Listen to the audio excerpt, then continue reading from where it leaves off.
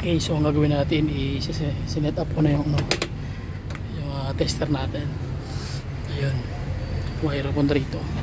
So ito yung bibili nyo guys. So axle, tapos ano to, kaya niya mag-reading ng ng 1 volt to 24 volts. So safe yung mo, yung unit mo.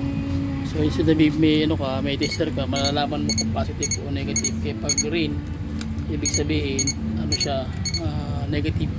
Pero pag red, ibig sabihin siya, positive.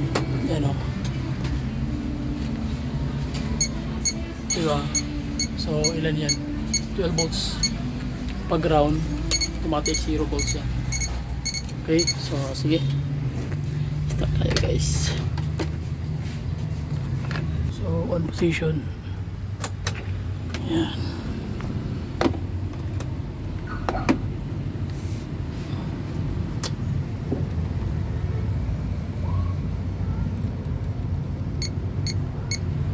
Volts, meron siyang naman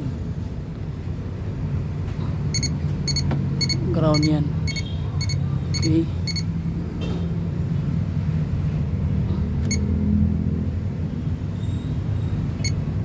5 volts.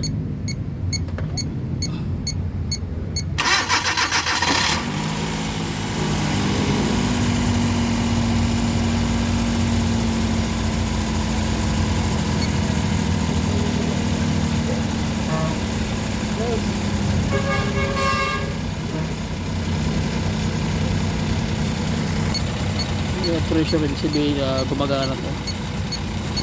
So dito naman tayo sa sa TPS. Yung TPS ang itirahin natin guys. Kukunin ko muna yung voltahe ng bawat isa.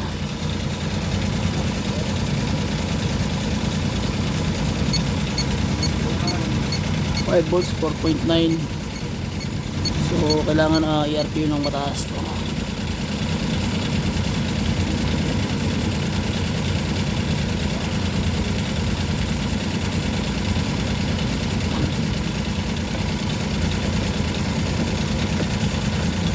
Hirap reading guys. Okay, so buksan natin yung susi guys. Naka-on position na siya. So gagawin natin dyan. So yan, meron siyang positive mula sa ECM. Okay siya. Tapos dito naman is ground. So ngayon, ito naman yung sender. Ito yung magbibigay ng voltahe doon sa RPM. So kailangan yan, mamaya meron niyang meron niyang voltahe. Pag wala, ibig sabihin yung problema to. Kailangan mag up and down yan eh. Kabit ko muna. Wala siyang RPM, di ba? So gagawin natin, i-on natin ng isa natin makina. Ayun. So wala siyang may reading siya pero hindi gumagana. Mawawala meron.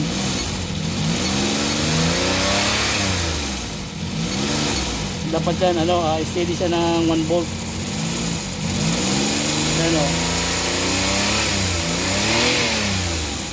So kailangan nito i-adjust siya. Nawala na naman yung voltahe. So dapat yan steady. Okay, so linisan muna natin tapos kukunin natin yung tamang idling. Okay, so ito ang problema natin. Wala ko ng aircon. Yan mo, patay. So walang RPM na maganda. So ito ang problema. Okay, so sige, tanggalin ko muna tapos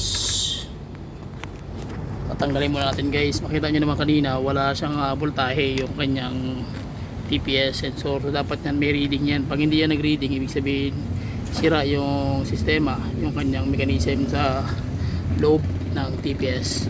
Okay, so pag okay na to siya, tapos same pa rin na nanginginig, vibrate pa rin siya.